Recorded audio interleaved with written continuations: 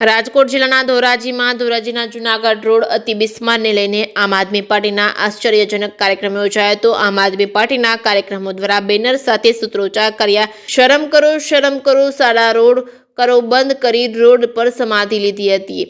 છેલ્લા ઘણા સમયથી ધોરાજીથી જૂનાગઢ તરફ જવાના રસ્તા પર ઓવરબ્રિજ બનાવવાની કામગીરી ચાલુ છે। એક તરફ ઓવરબ્રિજની કામગીરી ગોકળગાયની ગતિએ તો બીજી તરફ ધોરાજીથી જૂનાગઢ તરફ જવાનો રસ્તો બિસ્માર હાલતમાં છે। આમ આદમી પાર્ટી દ્વારા રોડ પર બેસી શરમ કરો રોડ સારા કરો ના સૂત્રોચ્ચાર કર્યા હતા। આમ આદમી પાર્ટી દ્વારા જૂનાગઢ તરફ જવાનો રસ્તો બંધ કરતા પોલીસ પહોંચી હતી। ધોરાજી પોલીસે આમ આદમી પાર્ટીના 3 કાર્યકરોની અટકાયત કરી હતી। આમ આદમી પાર્ટી દ્વારા રોડ રસ્તા ઘણા સમયથી ખરાબ હોય રોડ રસ્તા સારા કરવા રોડ ઉપર બેસી ધરણા કરતા પોલીસે 3 આમ આદમી પાર્ટીના કાર્યકરોની અટકાયત કરી રોડ ખુલ્લો કરાયો હતો। જે કે સિંગુ સાથે મતીન બાપુ સૈયદ ધોરાજી।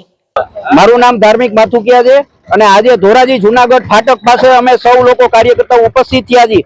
ધોરાજી જૂનાગઢ ફાટક પાસેનો જે પુલ બની રહ્યો છે એનું કામ ખૂબ જ ગોકળ ગતિએ ચાલી રહ્યું છે।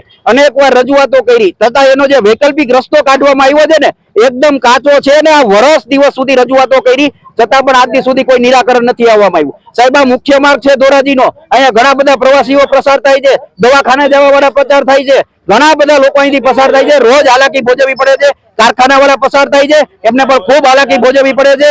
ત્યારે અમે ધોરાજીની જનતા વતી લડવાની કર્યા છીએ કારણ કે ભારતીય જનતા પાર્ટી આમાં સંપૂર્ણપણે નિષ્ફળ ગઈ છે।